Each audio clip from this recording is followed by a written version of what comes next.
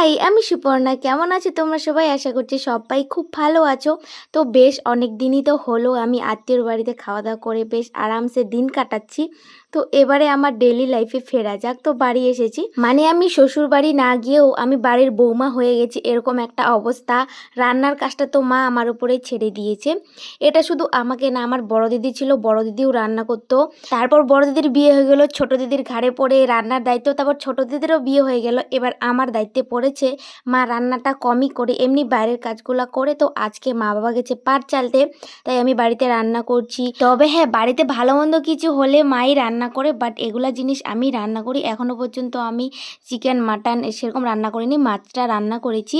তো যাই হোক, আজকে আমি রান্না করেছিলাম কুমড়ো পুঁই শাক তরকারি, করলা ভাজা, ডাঁড়ি কুচুর ভাজা, আর সাথে প্রথমে যেটা দেখালাম উশুনি শাকের ভাজা। তো বেশ কয়েকটাই আজকে তরকারি রান্না করেছিলাম। তো তারপরে খেতে বসে যাই, মা বাবার আসতে দেরি হচ্ছিল, আমার খিদে লেগে গিয়েছিলো বলে আমি কি খেয়ে নিই।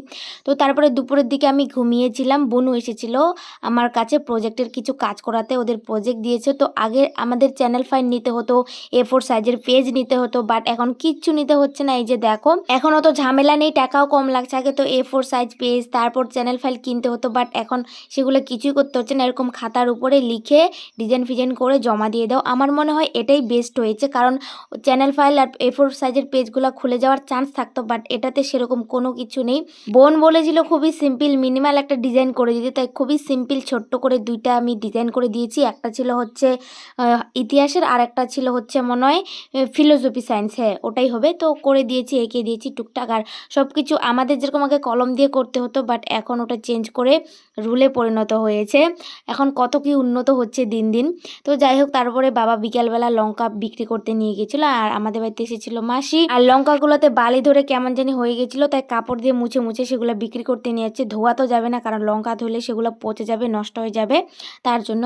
তারপরে বিকালবেলা আমার কিছু খাওয়ার ক্রেভিংস হচ্ছিলো, তার জন্য পটেটো ক্রেকারটা, এটা নতুন এসেছে, দেখতেছি দোকানে সবাই খাচ্ছে বাচ্চাগুলো, তাই আমিও নিয়েছি। বেশ খেতে ভালোই ছিল, আর কোয়ান্টিটিও একটু ভালোই ছিল অন্যান্যগুলোর তুলনায়। তো আজকের ভিডিও তাহলে এই পর্যন্তই। টাটা, দেখা হচ্ছে নেক্সট ভিডিওতে।